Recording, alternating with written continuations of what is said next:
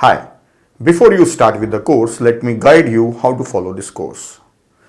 See, this course is for beginners who are pursuing C++ as their part of academics, and also useful for those who are going to attempt job interviews. And even if you are a professional programmer and you want to use C++ in your application development, the course is definitely useful for you. So if you are a beginner, then you will be learning right from the very basics to the advanced level of C++ programming.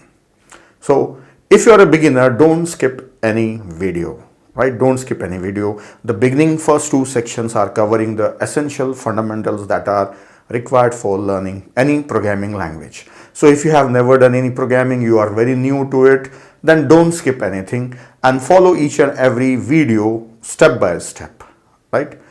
The next thing, in every video, wherever I am discussing programs, I have written the programs on whiteboard. After listening to the lecture, better you prepare some notes and also you try to write on the program by yourself on your own machine, that is in your own environment, that is own IDE. And if you face any problem, then you can watch a demo video next to the topic. So every topic is having a demo video after that. And also along with the demo video, there is an attachment of the program that is shown in the demo video. So I suggest you to practice it by yourself first. And practicing C++ programming is more important. Just listening to the lectures will not help you. The more you practice, the more programs you write, the more confidence you will get, and you will get more used to with C++ programming.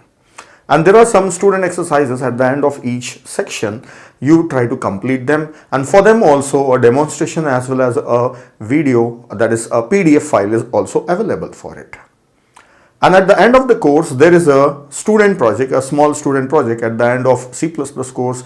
I suggest you to complete that project by yourself. And for that also a demonstration and the code is given, that is PDF is available. And for every section there is some quiz. Try to attempt those questions. And if you have answered wrong, then I suggest you to just watch the relevant videos once again. And at any stage, if you face any difficulty, if you have any queries, if you have any questions, just feel free to post a question to me. I will reply quickly. I will give you an instant reply on that one.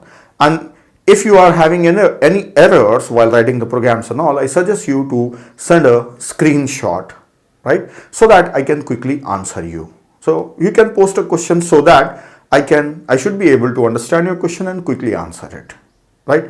So don't hesitate. I am always there with you throughout this course. All right. So hope you enjoy the course and learn a lot of things in C++ in this course.